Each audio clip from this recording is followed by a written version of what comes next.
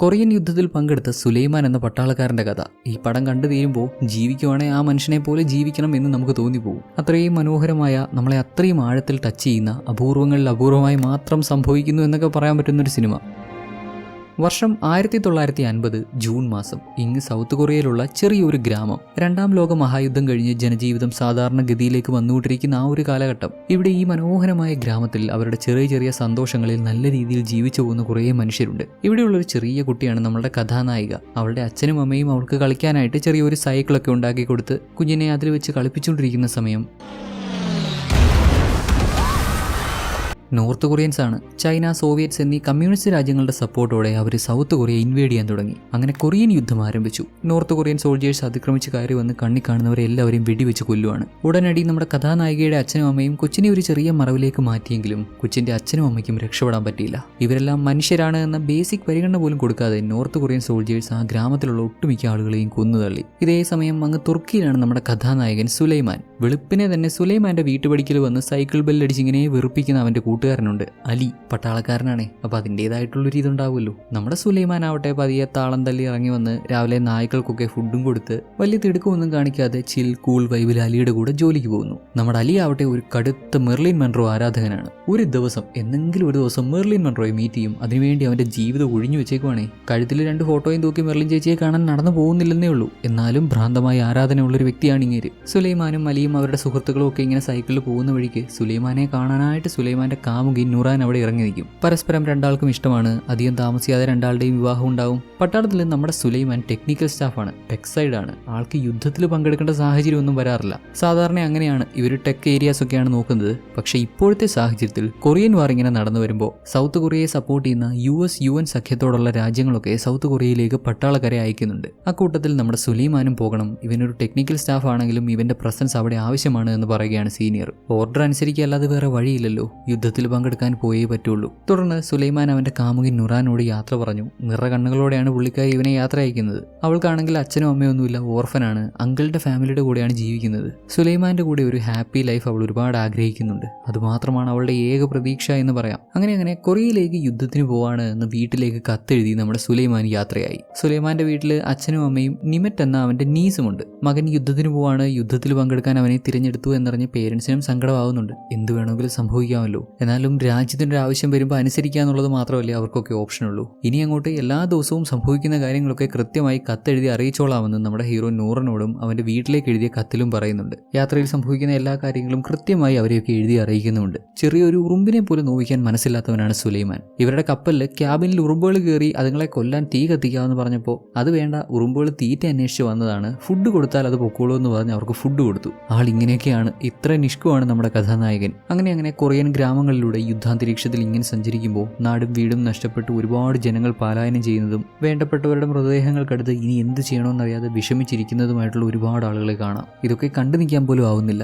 ഐഡിയോളജീസിലുള്ള difference കാരണം ചോരയും നീരുമുള്ള മനുഷ്യർ തമ്മിൽ ഇങ്ങനെ ഏറ്റുമുട്ടുന്നതും കൊലവിളിക്കുന്നതും നിരന്തരം പോരടിച്ചുകൊണ്ടിരിക്കുന്നതും അപ്പുറത്തുള്ള മനുഷ്യൻ തന്റെ ശത്രുവാണ് എന്ന് കരുതി പെരുമാറുന്നതും ഒക്കെ മന്ദബുദ്ധികൾക്കല്ലാതെ മറ്റാർക്കും അംഗീകരിക്കാൻ പറ്റുമെന്ന് തോന്നുന്നില്ല. ഈ കാഴ്ചകളൊക്കെ സുലൈമാനെയും ഒരുപാട് വേദനിപ്പിക്കുന്നുണ്ട്. ഇവരിപ്പോൾ മുന്നോട്ട് പോയിക്കൊണ്ടിരിക്കുകയാണ്. ഒരുപക്ഷെ ഇവർക്കും യുദ്ധം ചെയ്യേണ്ടി വന്നേക്കാം. അങ്ങനെയൊക്കെ ആയാൽ എന്താകുമെന്ന ആശങ്കയാണ് ഇവരുടെ മനസ്സിൽ. അങ്ങനെ പോയി കുറേ നാൾ കഴിഞ്ഞപ്പോൾ യുദ്ധമെല്ലാം അവസാനിച്ചു, തിരികെ പോയിക്കോളാനുള്ള ഓർഡർ വന്നു എന്നാണ് ഇവർ അറിയുന്നത്. അമേരിക്കൻ സൈനികരിൽ നിന്ന് കിട്ടുന്ന ഇൻഫർമേഷൻ അങ്ങനെയൊക്കെയാണ്. എതിരെ വന്നുകൊണ്ടിരുന്ന സേന പിന്മാറിയതായിട്ടാണ് അവർക്ക് അറിയാൻ സാധിക്കുന്നത്. നല്ല കാര്യം, വലിയ കുഴപ്പങ്ങളൊന്നുമില്ലാതെ ഇതങ്ങ് അവസാനിച്ചല്ലോ എന്ന് കരുതിയപ്പോൾ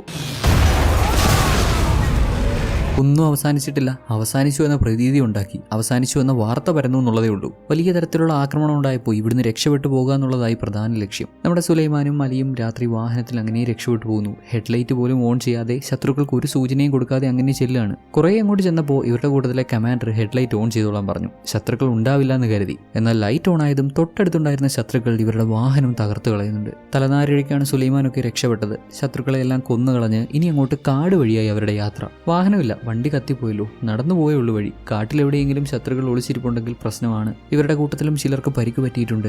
എന്താകും വിധിയെന്നറിയില്ല. എന്നാലും രണ്ടും കൽപ്പിച്ച് മുന്നോട്ട് നീങ്ങി. കുറച്ചുകൂടെ അങ്ങോട്ട് ചെന്നതും മനസ്സ് മരവിക്കുന്ന കാഴ്ചയാണ് അവർക്ക് അവിടെ കാണാൻ സാധിച്ചത്. ശവങ്ങൾ, എവിടെ നോക്കിയാലും മൃതദേഹങ്ങൾ. 100 കണക്കിന് ആളുകളെ നിഷ്കരണം കൊന്നു കൂട്ടിയിട്ടിരിക്കുന്നു. അതിനിടയിൽ നിന്ന് എന്തോ ഒരു ശബ്ദവും കേൾക്കാം. ശത്രുവാണെന്ന് കരുതി എല്ലാവരും അലേർട്ടായി. ശബ്ദം കേൾക്കുന്ന അങ്ങോട്ട് ഷൂട്ട് ചെയ്യാൻ കൂടെയുള്ളവർ തുനിഞ്ഞപ്പോൾ സുലൈമാൻ അവരെ തടഞ്ഞു. ഒരുപക്ഷെ ശത്രു അല്ലെങ്കിലോ മൃഗങ്ങൾ വല്ലോ ആണെങ്കിലോ, ഞാൻ പോയി നോക്കാമെന്ന് പറഞ്ഞ് അവനായിട്ട് മുന്നോട്ട് ചെന്ന് നോക്കിയപ്പോൾ അതൊരു കൊച്ചുകുട്ടിയായിരുന്നു. ആ മൃതദേഹ കൂട്ടത്തിനിടയിൽ കരഞ്ഞ് കരഞ്ഞ് തളർന്ന് കണ്ണൊക്കെ നിറഞ്ഞ് അവളുടെ അമ്മയുടെ മൃതദേഹത്തിനടുത്ത് അമ്മയുടെ കയ്യിൽ അങ്ങനെ പിടിച്ചുകൊണ്ടിരിക്കുന്നു. നിസ്സഹായ അവസ്ഥയിലുള്ള അവളെ കണ്ട സുലൈമാന്റെ മനസ്സലിഞ്ഞു. മനുഷ്യത്വമുള്ള ഏതൊരു മനുഷ്യനും ചെയ്യുന്ന കാര്യങ്ങൾ അദ്ദേഹവും ചെയ്തു. ഈ കൊടുങ്കാട്ടിൽ ഈ തണുപ്പിൽ ഈ കുഞ്ഞിനെ ഒറ്റയ്ക്കിട്ട് പോകാതെ അതിനെയും കൂടെ കൂട്ടി ക്യാമ്പിലേക്ക് പോകുന്നു. കുട്ടി ഒന്നും തന്നെ സംസാരിക്കുന്നില്ല. അവൾ ഏത് ഭാഷയിലാണ് സംസാരിക്കുന്നത്, സൗത്ത് കൊറിയക്കാരിയാണോ നോർത്ത് കൊറിയക്കാരിയാണോ, ഏതാ സംഭവം എന്ന് ഒരു ഐഡിയയുമില്ല. ഏതായാലും ആ കാട്ടിൽ നിന്ന് അവളെ എടുത്തുകൊണ്ട് ഇവിടെ കൊണ്ടുവന്ന സുലൈമാനെ അവൾ വിടാതെ മുറുക്കെ പിടിക്കുന്നുണ്ട്. അവൻ ഇവൾക്കൊരു പേരും വെച്ചു, ഐല. കുട്ടി ഐലയ്ക്കും സന്തോഷമായ പോലെയുണ്ട്. ഒന്നും സംസാരിക്കുന്നില്ലെങ്കിലും ഒരു തുണ കിട്ടിയപ്പോൾ കൂടെ ഒരാൾ വന്നപ്പോൾ ഒരു ആശ്വാസമായ പോലെയുണ്ട്. പിന്നങ്ങോട്ട് സുലൈമാന്റെ എല്ലാ യാത്രയിലും ഐലയും ഒപ്പമുണ്ട്. അദ്ദേഹത്തെ വിടത്തില്ല, എവിടെ പോയാലും കൂടെ കാണും. സുലൈമാൻ എന്തെങ്കിലും പ്രധാനപ്പെട്ട ജോലി ചെയ്യാനുണ്ടോ, ഐലയും കൂടെ കൊണ്ടുപോയേ പറ്റത്തുള്ളൂ. ഇദ്ദേഹത്തെ വിട്ട് വേറെ എങ്ങോട്ടും പോകത്തില്ല. സുലൈമാനോട് എന്തെങ്കിലും പ്രധാനപ്പെട്ട കാര്യം പറയാൻ അവന്റെ സീനിയേഴ്സ് വിളിക്കുമ്പോൾ പോലും ഐല അവന്റെ ഒക്കത്തുണ്ടാവും. ഇത് തീർച്ചയായും ഇദ്ദേഹത്തിന് ബുദ്ധിമുട്ടാവുമല്ലോ. കൊച്ചിനെ കൊറിയൻ സോൾജേഴ്സിനെ ഏൽപ്പിച്ചേക്ക്, അവർ മറ്റെങ്ങോട്ടെങ്കിലും മാറ്റും എന്ന് പറഞ്ഞെങ്കിലും സുലൈമാൻ എന്തോ സമ്മതിക്കാൻ ഒരു മടി. ഐല ഇദ്ദേഹത്തെ വിട്ടുപോകാത്ത പോലെ ഇദ്ദേഹത്തിനും ഐലയെ മറ്റൊരാളെ ഏൽപ്പിക്കാൻ തോന്നുന്നില്ല. സ്നേഹമൊക്കെ നല്ലതാണ്, പക്ഷെ സാഹചര്യം അത്ര നല്ലതല്ല. ഇവർ മുന്നോട്ട് പോകവേ വാഹനത്തിന് എന്തോ ഒരു പ്രശ്നം വന്ന് സുലൈമാൻ അത് ചെക്ക് ചെയ്തുകൊണ്ടിരുന്നപ്പോൾ പെട്ടെന്ന് അവിടെ ആക്രമണം ഉണ്ടായി. തലനാരടിക്കാണ് നമ്മുടെ ഐല രക്ഷപ്പെടുന്നത്. ഇവരുടെ കൂടെയുള്ള കുറെ സോൾജേഴ്സ് കൊല്ലപ്പെട്ടു. ശത്രുക്കൾ അടുത്തേക്ക് വരുന്നു. ഇവർക്കാവട്ടെ പോരാടാൻ ആവശ്യമായിട്ടുള്ള ആയുധങ്ങൾ പോലുമില്ല. കുട്ടി ഐലയെ പോലും വെറുതെ വിടാതെ അവർ കൊന്നുകളയും എന്നൊരു സാഹചര്യമായപ്പോൾ സുലൈമാൻ രണ്ടും കൽപ്പിച്ച് അവന്റെ കയ്യിലുണ്ടായിരുന്ന കുപ്പിയിൽ വണ്ടിയിൽ നിന്ന് പെട്രോൾ ഊറ്റി അതിന്റെ കൂടെ ഗ്രനേഡും വെച്ച് ശത്രുക്കളുടെ നേരെ ഉരുട്ടിവിട്ട് കൃത്യമായി നമ്മുടെ അലി അത് ഷൂട്ട് ചെയ്ത് പൊട്ടിച്ച് അങ്ങനെ ഉണ്ടായ സ്ഫോടനത്തിന്റെ ശബ്ദം കേട്ട് ചുറ്റുപാട് പ്രദേശത്തുണ്ടായിരുന്ന ഇവരെ സപ്പോർട്ട് ചെയ്യുന്ന നമ്മുടെ സുലൈമാനെയൊക്കെ സപ്പോർട്ട് ചെയ്യുന്ന ഇവരോടൊപ്പമുള്ള സോൾജേഴ്സും ഇങ്ങോട്ട് വന്നു. വലിയൊരു പോരാട്ടമായിരുന്നു. ഒരു വിധത്തിലാണ് നമ്മുടെ സുലൈമാനൊക്കെ അവിടുന്ന് സർവൈവ് ചെയ്യാൻ സാധിക്കുന്നത്.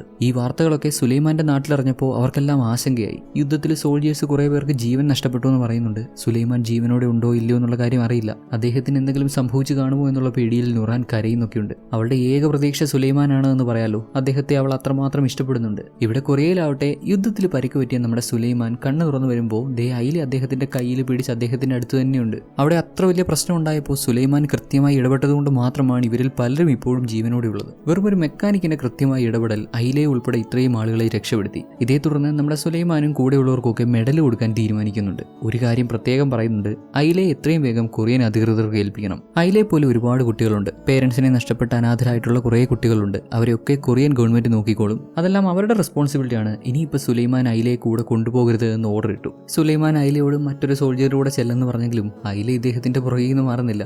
ഐല പറയുന്ന കേക്ക്, അദ്ദേഹത്തിന്റെ കൂടെ പോ, എനിക്ക് വേറെ ഒരുപാട് കാര്യങ്ങൾ ചെയ്യാനുണ്ട്, ചെല്ല് എന്നും പറഞ്ഞ് ഇദ്ദേഹം മുന്നോട്ട് നടക്കുമ്പോൾ ഐല ദേ പിന്നെയും പുറകെ പോകുന്നു. ഉടനെ ഐലയെ നോക്കാൻ ഏൽപ്പിച്ച സോൾജിയർ അവളെ എടുത്തുകൊണ്ട് പോയി കുറെ ട്രിക്സ് ഒക്കെ കാണിച്ച് കൊച്ചിനെ ഒന്ന് സന്തോഷിപ്പിച്ച് വശത്താക്കാൻ ശ്രമിക്കുന്നുണ്ട്. എന്നാൽ അദ്ദേഹത്തിന്റെ ശ്രദ്ധ ഒന്ന് മാറിയതും കൊച്ച് നമ്മുടെ സുലൈമാനൊക്കെ പോകാനുള്ള വാഹനത്തിൽ കയറിയിരുന്നു. ഇതൊന്നും അറിയാതെ സുലൈമാനും അലിയും ഒക്കെ മെഡൽ വാങ്ങാൻ ചെന്നു. അവിടെ ദേ നമ്മുടെ ഐലയും വന്നു. ഇത് കണ്ടതും സീനിയർ ഓഫീസർ ഇദ്ദേഹത്തിനെ വിട്ടുപോകാൻ ഇവൾക്ക് ഇത്ര ബുദ്ധിമുട്ടാണെങ്കിൽ കുട്ടിയുടെ ഫാമിലിയെ കണ്ടെത്തുന്നത് വരെ, എന്തെങ്കിലും ഒരു പ്രോപ്പർ സോഴ്സ് കണ്ടെത്തുന്നത് വരെ ഇദ്ദേഹത്തിനൊപ്പം കുട്ടിയും തുടർന്നോട്ടെ എന്ന് പറഞ്ഞു. എല്ലാവർക്കും മെഡൽ കൊടുത്തു, സല്യൂട്ട് ചെയ്തു. നമ്മുടെ ഐലക്കുട്ടിയും സല്യൂട്ട് ചെയ്യുന്നുണ്ട്. ഈ സംഭവിക്കുന്ന കാര്യങ്ങളൊക്കെ സുലൈമാൻ വിശദമായി കത്തിലെഴുതി വീട്ടിലേക്കും ഫോട്ടോ ഒക്കെ അയക്കുന്നുണ്ട്. സുലൈമാന്റെ അച്ഛനും അമ്മയ്ക്കും നീസ് നിമറ്റിനും ഒക്കെ ഒരുപാട് സന്തോഷം. എന്നാൽ നൂറിനാവട്ടെ ഏതോ ഒരു പെൺകുട്ടിക്ക് വേണ്ടി സുലൈമാൻ സ്വന്തം ജീവൻ പണയം വെച്ചു എന്നൊക്കെ കേട്ടപ്പോൾ ഇതങ്ങോട്ട് അക്സെപ്റ്റ് ചെയ്യാൻ ഇത്തിരി ബുദ്ധിമുട്ടാവുന്നുണ്ട്. ഇടയ്ക്കിടെ പുള്ളിക്കാരി ഇങ്ങനെ പറയാറുണ്ട്, ഇവൾക്ക് അവൻ മാത്രമേ ഉള്ളൂ, അവൻ ജീവനോട് ഒന്ന് തിരിച്ചു വന്നാൽ മതി എന്നൊക്കെ. സേഫ് ആയിരിക്കും എന്നൊക്കെ ഇവൾക്ക് ഉറപ്പ് കൊടുത്തിട്ടാണ് പുള്ളിക്കാരൻ അങ്ങോട്ട് പോയത്. അങ്ങനെയുള്ള അവൻ ഏതോ ഒരു കൊച്ചുകുട്ടിയെ രക്ഷിക്കാനായിട്ട് ഒരുപാട് റിസ്ക് എടുത്തു എന്നൊക്കെ അറിഞ്ഞപ്പോൾ ഇവൾക്കങ്ങ് വിഷമമായി. ഇപ്പൊ ആ കൊച്ചുകുട്ടിയെ കൂടെ കൊണ്ട് നടക്കുന്നു എന്ന് കേട്ടപ്പോൾ എന്തോ ഒട്ടും അങ്ങോട്ട് അക്സെപ്റ്റ് ചെയ്യാൻ പറ്റാത്ത പോലെ. അങ്ങനെ മാസങ്ങൾ കഴിഞ്ഞുപോയി. 1951 ജനുവരി. സോൾജേഴ്സ് ഒക്കെ ട്രെയിൻ ചെയ്യുന്നതും കൂട്ടത്തിൽ ഇങ്ങനെ കൗണ്ട് ചെയ്യുന്നതും ഒക്കെ കേട്ട് പതിയെ നമ്മുടെ ഐലയും സംസാരിക്കാൻ തുടങ്ങി. പല കാര്യങ്ങൾ ഇവരിൽ നിന്ന് പഠിച്ചു തുടങ്ങി.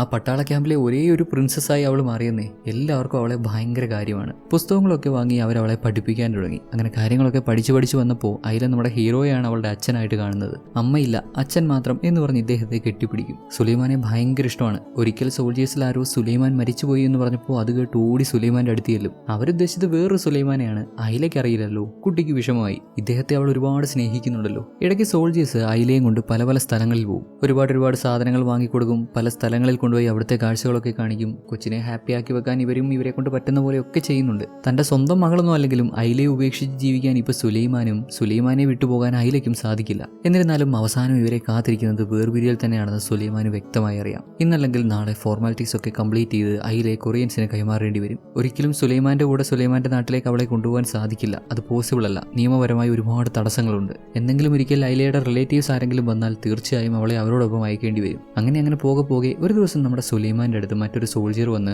ഐലയുടെ ഫാമിലി അദ്ദേഹത്തെ സമീപിച്ചു എന്ന് പറയുന്നുണ്ട്. സോൾജിയേഴ്സിന്റെ കൂട്ടത്തിൽ ഐലയെ കണ്ട ആരോ അത് തങ്ങളുടെ കുട്ടിയാണെന്ന് മനസ്സിലാക്കി അവരുടെ അഡ്രസ്സൊക്കെ ഇദ്ദേഹത്തെ ഏൽപ്പിച്ചിട്ടാണ് പോയത്. അഡ്രസ്സ് കൊറിയൻ ലാംഗ്വേജിലാണ് എഴുതിയിരുന്നത്. ഇദ്ദേഹത്തിന് കൊറിയൻ ലാംഗ്വേജ് വായിക്കാൻ അറിയാത്തതുകൊണ്ട് ഐലയെ കൊണ്ടാണ് അത് വായിപ്പിക്കുന്നത്. കൊച്ച് അവൾക്ക് അറിയാവുന്ന പോലെ അഡ്രസ്സ് ഒപ്പിച്ച് വായിച്ചു കൊടുത്തു. സുലൈമാനും ആ ലൊക്കേഷനൊക്കെ മനസ്സിലാക്കി അങ്ങോട്ട് പോയി. അവിടെ ചെന്ന ഫാമിലിയോട് കാര്യമായിട്ട് സംസാരിക്കാമെന്ന് കരുതിയാണ് ചെല്ലുന്നത്. ബട്ട് അൺഫോർച്ചുനേറ്റ്ലി അതൊരു ട്രാപ്പായിരുന്നു. ഇവരുടെ ശത്രുക്കളുടെ ട്രാപ്പ് മാത്രമായിരുന്നു. നമ്മുടെ ഹീറോയെ അവർ ട്രാപ്പ് ചെയ്തു. ക്യാമ്പിലാവട്ടെ സുലൈമാനെ അന്വേഷിച്ചു വരുന്ന അലി ഈ കാര്യങ്ങളൊക്കെ മനസ്സിലാക്കി ഒരുപക്ഷെ ഇതൊരു ട്രാപ്പ് ആയിരിക്കാമെന്ന് കരുതി ഇവനെ അന്വേഷിച്ചിറങ്ങുന്നുണ്ട്. സുലൈമാൻ എങ്ങോട്ടാണ് പോയിരിക്കുന്നതെന്ന് അയിലേക്ക് അറിയാവുന്നതുകൊണ്ട് ആ അഡ്രസ്സ് കൊച്ചിന് ഓർമ്മയുള്ളതുകൊണ്ട് കൊച്ച് എന്തൊക്കെയോ പറഞ്ഞു കൊടുത്തു. അങ്ങനെ അലിയും ഒരു സുഹൃത്തും കൂടെ സുലൈമാൻ പോയ ലൊക്കേഷനിലേക്ക് ചെല്ലുകയാണ്. ഒറ്റ ഒരു ചൈനീസ് മോൻ അനങ്ങിപ്പോരുത്, ഞങ്ങളൊരു ഫുൾ ബറ്റാലിയനാണ് ഇങ്ങോട്ട് വന്നത്, ജീവൻ വേണമെങ്കിൽ അവനെ വിട്ടിട്ട് പൊക്കോ. ഒരു കൂട്ടം സോൾജേഴ്സാണ് വന്നത് എന്ന് കരുതി അവരും നമ്മുടെ സുലൈമാനെ വെറുതെ വിട്ടു. ഇവർ പുറത്തിറങ്ങി കഴിഞ്ഞാൽ അവർ മനസ്സിലാക്കുന്നത് ഒരു കൂട്ടം പേരൊന്നും വന്നില്ല, ആകെ 2 പേരെ വന്നുള്ളൂ എന്ന്. പിന്നെ കുറച്ച് കച്ചപശ ആയെങ്കിലും എങ്ങനെയൊക്കെയോ സുലൈമാനും അലിക്കും ഒക്കെ തിരിച്ച് ക്യാമ്പിലെത്താൻ പറ്റുന്നുണ്ട്. തൊട്ടടുത്ത ദിവസം നമ്മുടെ അലിക്ക് ഏറെ പ്രിയപ്പെട്ട മെർലിൻ മൺറോ തൊട്ടടുത്തുള്ള ഒരു ക്യാമ്പിലെത്തുന്നുണ്ട്. ആ കാര്യം പറഞ്ഞ് അലിക്ക് ഒരുപാട് സന്തോഷമായെങ്കിലും അവനെ പോകാൻ വിട്ടില്ല. ഇവിടെ നിന്നോണം, ഇവിടെ ജോലിയുണ്ടെന്ന്. വേണമെങ്കിൽ അലിക്ക് പകരം സുലൈമാനെ ജോലി ഏൽപ്പിച്ചിട്ട് അവനെ പോകാൻ അനുവദിക്കാമായിരുന്നു. പക്ഷേ ഇതിനിടയ്ക്ക് അവന്മാര് ചെറിയൊരു കള്ളം പറഞ്ഞു. സുലൈമാൻ അവന്മാരുടെ ട്രാപ്പിൽ പോയി വീണില്ലേ, അന്നേരം ഇക്കാര്യങ്ങളൊന്നും സീനിയേഴ്സ് അറിയാതിരിക്കാൻ സുലൈമാന് ലൂസ് മോഷൻ ആണെന്ന് കള്ളം പറഞ്ഞിരുന്നു. ലൂസ് മോഷൻ ഉള്ളൊരുത്തിനെ കൊണ്ട് പണിയെടുപ്പിക്കുന്നത് ശരിയല്ലല്ലോ, അതുകൊണ്ട് വേണമെങ്കിൽ അവൻ പോയിട്ട് വരട്ടെ, അലി എന്തായാലും ഇവിടെ തന്നെ കാണണമെന്ന് പറഞ്ഞു. പൂവർ അലി എത്രയോ നാളത്തെ ആഗ്രഹമാണ് മെർലിൻ മൺറോയെ ഒന്ന് നേരിട്ട് കാണണമെന്ന്. എന്തായാലും ഇവൻ അങ്ങോട്ട് പോകാൻ പറ്റത്തില്ല. സോ നമ്മുടെ ഹീറോ ആവട്ടെ മെർലിൻ മൺറോയുടെ ഓട്ടോഗ്രാഫ് വാങ്ങാൻ, അലിക്ക് വേണ്ടി ഓട്ടോഗ്രാഫ് വാങ്ങാൻ പോകുന്നുണ്ട്. മെർലിൻ മൺറോയെ കാണാൻ ഒത്തുകൂടിയ ആ ഒരു വലിയ ക്രൗഡിനിടയിൽ നമ്മുടെ ഐലയുടെ സഹായത്തോടെ അവർ ഓട്ടോഗ്രാഫും വാങ്ങി. അലിക്ക് വേണ്ടി ഓട്ടോഗ്രാഫ് ഇടുക മാത്രമല്ല, മെർലിൻ മൺറോ അതിൽ കിസ് ചെയ്യുന്നവരെയുണ്ട്. അലിക്ക് ഒരുപാട് സന്തോഷമാകും. നമ്മുടെ ഹീറോയും ഐലയും ഒക്കെ അലിയുടെ ആ സന്തോഷം കാണാൻ തിരിച്ച് ക്യാമ്പിലെത്തിയപ്പോഴേക്കും അലി കൊല്ലപ്പെട്ടിരുന്നു. മെർലിൻ മൺറോയുടെ ഫോട്ടോയിൽ നോക്കി അവളുടെ ഓട്ടോഗ്രാഫിന് വേണ്ടി കാത്തിരുന്ന അലിയെ ശത്രുക്കൾ വെടിവെച്ചു കൊന്നു. അദ്ദേഹത്തിന്റെ ഏറ്റവും വലിയ ആഗ്രഹങ്ങളിൽ ഒന്ന് സാധിക്കുന്നതിന് തൊട്ടടുത്തെത്തിയ നിമിഷം തന്നെ അദ്ദേഹം കൊല്ലപ്പെട്ടു. ആളുടെ സംസ്കാര ചടങ്ങുകൾക്കൊക്കെ ശേഷം സുലൈമാൻ ഒരുപാട് വിഷമിച്ച് ആളുടെ കല്ലറയിൽ ഇങ്ങനെ വന്നിരിക്കുമ്പോൾ നമ്മുടെ ഐലയാണ് അവനെ ആശ്വസിപ്പിക്കുന്നത്. എഗെയിൻ മാസങ്ങൾ കഴിഞ്ഞുപോയി. ഇവരിവിടെ വന്ന് 1 വർഷം കഴിഞ്ഞു. ഇപ്പോഴും യുദ്ധം പൂർണ്ണമായി അവസാനിച്ചിട്ടില്ല. ഇങ്ങോട്ട് വന്നവരിൽ ഒരുപാട് പേര് കൊല്ലപ്പെട്ടു. യുദ്ധം അവസാനിച്ചിട്ടില്ല എങ്കിലും ഇവരുടെ ഈ ഒരു സ്ക്വാഡിന് തിരിച്ച് അവരുടെ സ്വന്തം നാട്ടിലേക്ക് പോകാനുള്ള സമയമായി എന്ന് അറിയിക്കുന്നുണ്ട്. നാട്ടിലേക്ക് തിരിച്ചു പോകാനുള്ള അവസരം വന്നിട്ടും സുലൈമാൻ ഒരു തിടുക്കവുമില്ല.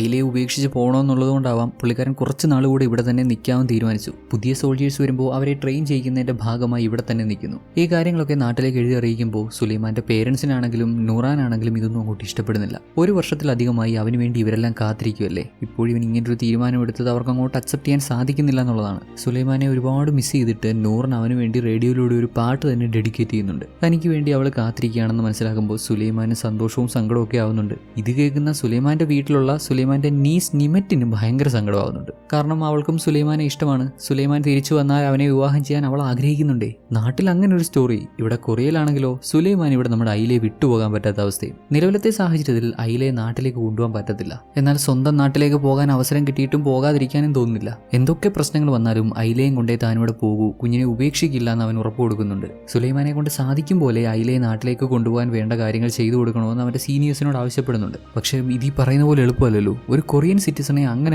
വേറൊരു രാജ്യത്തോട്ട് കൊണ്ടുപോകാൻ പറ്റുമോ? അതൊരു കൊച്ചുകുട്ടിയാണെന്നുണ്ടെങ്കിലും അതിന് ഒരുപാട് നൂലാമാലകളില്ലേ. കഴിഞ്ഞ 1 വർഷമായിട്ട് കുഞ്ഞിന്റെ കാര്യങ്ങളൊക്കെ നോക്കിയത് സുലൈമാനാണ് എന്ന് പറഞ്ഞ് കുഞ്ഞിനെ ഇവനെ ഏൽപ്പിക്കാൻ പറ്റത്തില്ല. 2 രാജ്യങ്ങൾ 2 സിറ്റിസൺഷിപ്പ്, ഇവരതിനിടയിൽ സ്നേഹമുണ്ടെന്നൊക്കെ പറഞ്ഞു തന്നിട്ട് കാര്യമില്ല. ഇതേ തുടർന്ന് ഐലയെ കൊറിയയിൽ തന്നെ നിർത്താമെന്ന് തീരുമാനിക്കുകയാണ്. അടുത്തുള്ള ഒരു സ്കൂളിൽ ചേർക്കാം, അവളുടെ പഠനങ്ങൾ മുന്നോട്ടുള്ള കാര്യങ്ങളൊക്കെ ഇവർ നോക്കിക്കോളും. സുലൈമാൻ സ്വന്തം നാട്ടിലേക്ക് തിരിച്ചു പോകണം, ഐലയെ ഉപേക്ഷിച്ച് പോകണം എന്ന ഓർഡർ വന്നു. സുലൈമാന് മാത്രമല്ല ഐലയ്ക്കും ഇതേറെ ബുദ്ധിമുട്ടുണ്ടാക്കുന്ന കാര്യമാണ്. ആള് കൊച്ചിനെ സ്കൂളിൽ വിടാൻ ചെന്നപ്പോൾ കൊച്ചൊരുമാതിരി അങ്ങ് വിഷമിച്ച് മുഖമൊക്കെ വാടി അങ്ങനെ നിൽക്കുക. നോക്കയില്ല, ദാ കുട്ടികളെ കണ്ടില്ലേ, അവരെയൊക്കെ പോലെ നല്ല കുട്ടിയായിട്ട് പോയിരുന്ന് പഠിക്ക്. ഇങ്ങനെ നിന്ന് കഴിഞ്ഞാൽ കുട്ടികളൊക്കെ കളിയാക്കത്തില്ലേ, അച്ഛനെ വിട്ട് സ്കൂളിൽ പോകാൻ പറ്റില്ല എന്നൊക്കെ പറഞ്ഞ്. നല്ല കുട്ടിയായിരിക്കില്ലേ, ഒരു ഗുഡ് ഗേൾ ആയിരിക്കണം കേട്ടോ എന്നൊക്കെ പറഞ്ഞ് ഒരു വിധത്തിൽ സ്കൂളിൽ കൊണ്ടുവിട്ടു. നിറ കണ്ണുകളോടെയാണ് സുലൈമാൻ തിരികെ പോകുന്നത്. ഐലയും കൊണ്ടേ തിരിച്ച് നാട്ടിൽ പോകുമെന്നൊക്കെ ഉറപ്പ് കൊടുത്തിരുന്നെങ്കിലും സാഹചര്യം അവനെ അനുവദിക്കുന്നില്ലല്ലോ. സുലൈമാന്റെ ഈ വിഷമവും മനസ്സിലാവുമല്ലോ. നമ്മളിൽ പലരും ഇതുപോലെയുള്ള സാഹചര്യങ്ങളിലൂടെ കടന്നു പോയിട്ടുണ്ട്. നമ്മുടെ ഫ്രണ്ട്സോ ഫാമിലിയിൽ ഉണ്ടായിരുന്നവരോ കുറേ നാൾ കൂടെ ഉണ്ടായിരുന്നവരൊക്കെ മാറിപ്പോകുമ്പോൾ നമുക്ക് അതിൻ്റെതായിട്ടുള്ള ബുദ്ധിമുട്ടുണ്ടാവും. പുറത്തൊക്കെ ജോലി ചെയ്യാനും പഠിക്കാനുമായിട്ടൊക്കെ പോകുന്നതാണെങ്കിലും അതിൻ്റെതായിട്ടുള്ള വിഷമം തീർച്ചയായും ഉണ്ടാവും.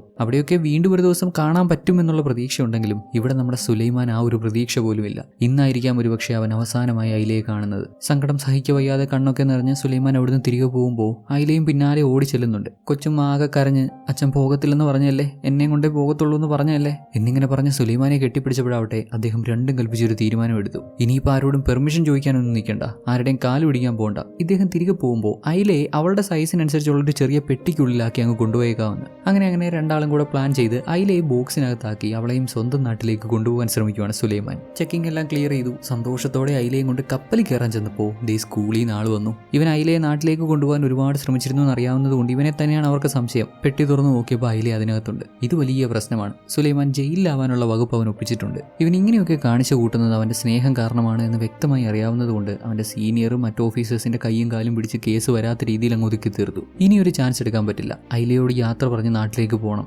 ശേഷം പിന്നീട് ഒരിക്കൽ എല്ലാം ഓക്കെ ആയതിനു ശേഷം ഇവന് വേണമെങ്കിൽ തിരിച്ചു വരാം. ഐലയ്ക്ക് വേണ്ടി എന്തെങ്കിലും തിരിച്ചു വരുമെന്ന ഉറപ്പോടെ ഐലയോടും യാത്ര പറഞ്ഞ് നമ്മുടെ സുലൈമാനും തിരികെ പോവാണ്. നാട്ടിലെത്തി സുലൈമാന്റെ സുഹൃത്തും ഭാര്യയും വന്ന് അവനെ സ്വീകരിച്ചു.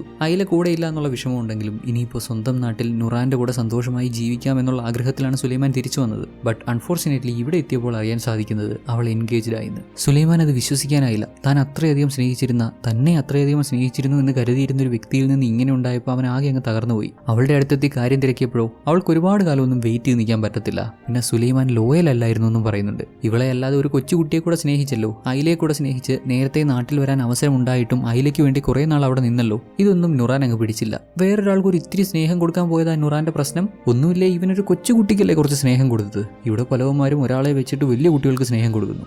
അതൊക്കെ മടൽ വെട്ടി അടിക്കേണ്ട കേസാണ്. എന്നാലും ഇവിടെ നമ്മുടെ നുറാന്റെ വാശി ജയിച്ചു എന്ന് പറയാം. സെയിം ടൈം അവൾ തോൽക്കുക കൂടിയാണ് എന്ന് കൂട്ടിച്ചേർക്കേണ്ടി വരും. സുലൈമാനെ പോലെ നല്ലൊരു വ്യക്തിയാണ് അവൾ മിസ് ചെയ്യുന്നത്. അതിനൊക്കെ ശേഷം നമ്മുടെ സുലൈമാൻ അവന്റെ അങ്കിളിന്റെ മകളെ നിമറ്റിനെ വിവാഹം ചെയ്തു. അവൾക്കും ഇദ്ദേഹത്തെ ഇഷ്ടമാണ്. സുലൈമാന്റെ മനസ്സിൽ എന്താണെന്ന് വ്യക്തമായി മനസ്സിലാക്കാൻ അവൾക്ക് സാധിക്കുന്നുണ്ട് എന്നുള്ളതാണ്. നാട്ടിലെ കുടുംബമായി ജീവിച്ചു തുടങ്ങിയിട്ടും സുലൈമാന്റെ മനസ്സിലാകെ ഇപ്പോഴും ഐലയാണ്. അവളെ അദ്ദേഹം തിരയുന്നുണ്ട്. ആൾക്ക് പോസിബിളായ എല്ലാ സോഴ്സ് വഴിയും നിരന്തരമായി ഐലയ്ക്ക് വേണ്ടി അന്വേഷണം നടത്തിക്കൊണ്ടിരിക്കുന്നു. അവിടെ നിമറ്റും നമ്മുടെ ഹീറോയെ സഹായിക്കുന്നുണ്ട്. അവളെ കൊണ്ട് ചെയ്യാൻ പറ്റുന്നതൊക്കെ അവൾ ചെയ്തു കൊടുക്കുന്നുണ്ട്. എന്തെങ്കിലും ഒരിക്കൽ ഐലയെ കണ്ടുപിടിക്കും. ഐലയെ വീണ്ടും മീറ്റ് ചെയ്യാനുള്ള അവസരങ്ങൾ ഇവരിങ്ങനെ തേടിക്കൊണ്ടേയിരിക്കുന്നു. ഇനിയിപ്പോൾ ഐല എന്ന പേരിൽ ഇവർ എത്ര കാലം അന്വേഷിച്ചാലും ഒരുപക്ഷെ ഐലയെ കണ്ടുപിടിക്കാൻ പറ്റണമെന്നില്ല. കാരണം അവളുടെ റിയൽ നെയിം അതല്ല.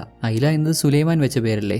ഐലയ്ക്ക് അവളുടെ അച്ഛനും അമ്മയും വെച്ച പേരിലായിരിക്കാം ഇപ്പോൾ കുട്ടി അറിയപ്പെടുന്നത്. ഒരുപാട് കാലം ഐലയ്ക്ക് വേണ്ടി തിരച്ചിൽ നടത്തി. ഒരുപാട് വർഷങ്ങൾ കഴിഞ്ഞുപോയി. 47 വർഷം കഴിഞ്ഞു. സുലൈമാനും നിമറ്റിനും ഒക്കെ പ്രായമായി. ഇപ്പോഴും അദ്ദേഹത്തിന്റെ മനസ്സിൽ ഐലയെ പറ്റിയുള്ള ചിന്തകളാണ്. എന്നെങ്കിലും ഒരിക്കൽ അവളെ ഒന്നുകൂടി നേരിട്ട് കാണാൻ പറ്റിയിരുന്നെങ്കിൽ എന്നുള്ള ആഗ്രഹമാണ്. സുലൈമാൻ ഇപ്പം മകളുണ്ട്, കൊച്ചുമക്കളുണ്ട്. അവരെയൊക്കെ സ്നേഹിക്കുന്നുണ്ടെങ്കിലും അതുപോലെ ഇപ്പോഴും നമ്മുടെ ഐലയെ സ്നേഹിക്കുന്നുണ്ട്. സുലൈമാന്റെ മകളെ കൂടാതെ വേറൊരു കൊച്ചിനെ പണ്ടെങ്കോണ്ടോ നോക്കിയ ഒരു കൊച്ചിനെ ഇങ്ങനെ സ്നേഹിക്കുന്നുണ്ടെന്ന് കേട്ടപ്പോൾ അവൾക്കത് അക്സെപ്റ്റ് ചെയ്യാനോ കുറച്ച് ബുദ്ധിമുട്ടുണ്ടാവുമല്ലോ. സ്വാഭാവികമാണ്. മകൾ അതിൻ്റെതായിട്ടുള്ള പൊസസീവ്നെസ് ഒക്കെ കാണിക്കുന്നുണ്ട്. സുലൈമാൻ ആവട്ടെ ഈ പ്രായത്തിലും അദ്ദേഹത്തെ കൊണ്ട് പറ്റുന്ന പോലെ അദ്ദേഹത്തിന് അറിയാവുന്ന സോഴ്സുകളിലൊക്കെ ഐല ഇങ്ങനെ തിരക്കിക്കൊണ്ടേയിരിക്കുന്നു. നിരന്തരം കൊറിയൻ ന്യൂസുകൾ കാണും. Korean football team, national team world കപ്പിലൊക്കെ പങ്കെടുക്കുമ്പോൾ ആ മാച്ച് മുഴുവൻ കുത്തിയിരുന്ന് കാണും. ഒരേ ഒരു പ്രതീക്ഷയിലാണ്. ആ കൂട്ടത്തിൽ എവിടെയെങ്കിലും ഇദ്ദേഹത്തിന്റെ ആദ്യ മകളെ കണ്ടെത്താൻ സാധിക്കുമോ എന്നുള്ള പ്രതീക്ഷ. അങ്ങനെ പോകെ ഒരിക്കൽ ഒരു ന്യൂസ് ഏജൻസി കൊറിയൻ വാറിനെ പറ്റി ഒരു ഡോക്യുമെന്ററി ചിത്രീകരിക്കാൻ വന്നു. സുലൈമാനെ പറ്റിയും അദ്ദേഹത്തിന്റെ കൊറിയൻ വാറിലെ കോൺട്രിബ്യൂഷൻസും പിന്നെ ഐലയുമായിട്ടുള്ള ആ ഒരു കഥയൊക്കെ മനസ്സിലാക്കിയ അവരാവട്ടെ അവർ കണ്ടക്ട് ചെയ്യുന്ന ഈ ഒരു ഡോക്യുമെന്ററി പ്രോഗ്രാമിലൂടെ ഐലയുമായിട്ട് കമ്മ്യൂണിക്കേറ്റ് ചെയ്യാൻ ശ്രമിക്കാം, എന്തെങ്കിലും ഒരു ഓപ്ഷൻ ഉണ്ടോ എന്ന് ശ്രമിച്ചു നോക്കാമെന്ന് പറയുന്നുണ്ട്. സുലൈമാൻ അറിവുള്ള എല്ലാ കാര്യങ്ങളും അദ്ദേഹം ഇവർക്ക് പറഞ്ഞു കൊടുത്തു. ഐലയോട് ഒന്നിച്ചുള്ള ഫോട്ടോസൊക്കെ കൊടുത്തു. വർഷങ്ങൾക്ക് മുമ്പ് ഐലയെ കൊണ്ടുചേർത്ത സ്കൂൾ മുഖത്തിനും അന്വേഷണം നടത്തി ഐലയുടെ സുഹൃത്തുക്കളിലേക്ക് എത്താൻ സാധിച്ചു. അങ്ങനെ പോയി അന്വേഷണത്തിനൊടുവിൽ അവർ ഐലയെ കണ്ടുപിടിച്ചു. ആൻഡ് ഫൈനലി 59 വർഷത്തെ കാത്തിരിപ്പിനൊടുവിൽ വീണ്ടും നമ്മുടെ സുലൈമാനും ഐലയും കണ്ടുമുട്ടുവാണ്. ചെറുപ്പത്തിൽ ഇദ്ദേഹത്തെ അച്ഛ എന്ന് വിളിച്ച പോലെ ഇപ്പോഴും ഓടി അദ്ദേഹത്തിന്റെ അടുത്ത് വന്ന് അദ്ദേഹത്തെ കെട്ടിപ്പിടിച്ച് അങ്ങനെ വിളിച്ചപ്പോൾ സുലൈമാനും ഒത്തിരി സന്തോഷം. ഇത്രയും വർഷങ്ങൾക്ക് ശേഷം വീണ്ടും ഇങ്ങനെ മീറ്റ് ചെയ്യാൻ പറ്റിയ സന്തോഷത്തിൽ കെട്ടിപ്പിടിച്ച് അങ്ങനെ നിൽക്കുന്ന നമ്മുടെ ഐലയെയും സുലൈമാനെയും കാണിച്ചാണ് സിനിമ അവസാനിക്കുന്നത്.